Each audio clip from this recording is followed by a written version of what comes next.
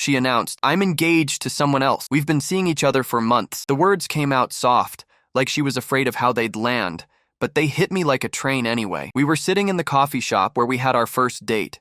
Same table, same mug. The only thing different was the empty look in her eyes. For a second, I thought she was joking. I even laughed, waiting for her to smile and say, "Gotcha." But she didn't. She just stared at me, hands trembling as she twisted the ring I gave her last Christmas, the one with our initials carved inside. I asked her when it started. She said, "In March." That was the month I worked double shifts to pay for her birthday trip to New York. I remembered sending her photos of Times Square while she told me she missed me. Turns out she wasn't alone during those calls. She was already with him. I didn't shout. I didn't cry. I just sat there staring at the foam in my coffee as it dissolved. She kept talking, saying things like, "You're such a good person," and "You deserve someone better." The kind of phrases people use to ease their guilt. I could tell she had rehearsed it. Every word was clean, smooth, practiced, the way someone speaks when they've already moved on. I asked her why she didn't just tell me sooner. She said, "Because I didn't want to hurt you." I almost laughed again. That line always sounds noble until you realize it's just cowardice wearing perfume. That night, I went home to the apartment we decorated together. Her shoes were still by the door, her favorite mug still in the sink. I picked up her sweater from the couch and smelled it one last time before putting it in a box. Then I opened my laptop and deleted every photo,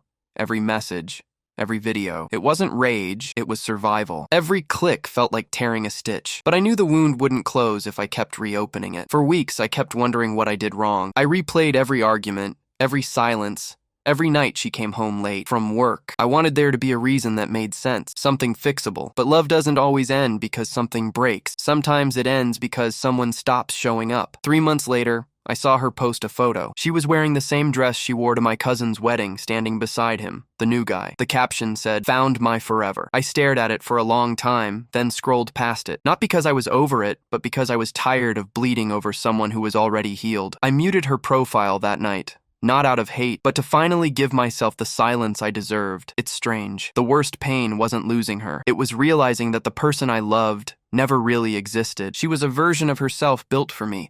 A mask she wore until someone else made her feel different. And that's the part no one tells you about heartbreak. It's not just losing them. It's losing the story you thought you were living. I used to imagine our future house, the kids, the lazy Sunday morning. Now I just imagine peace, quiet mornings, black coffee, and a heart that doesn't flinch at her name. People keep telling me time heals everything. Maybe they're right. But healing doesn't mean forgetting. It means learning to remember without falling apart. Some nights I still hear her voice in my head saying, "I'm engaged to someone else." And every time I do, I remind myself, I survived that sentence once. I can survive it again. And one day I'll sit in that same coffee shop with someone new and realize that her chapter ended the moment I stopped rereading it. Maybe that's what moving on really means. Learning to close the book, even when the story still hurts.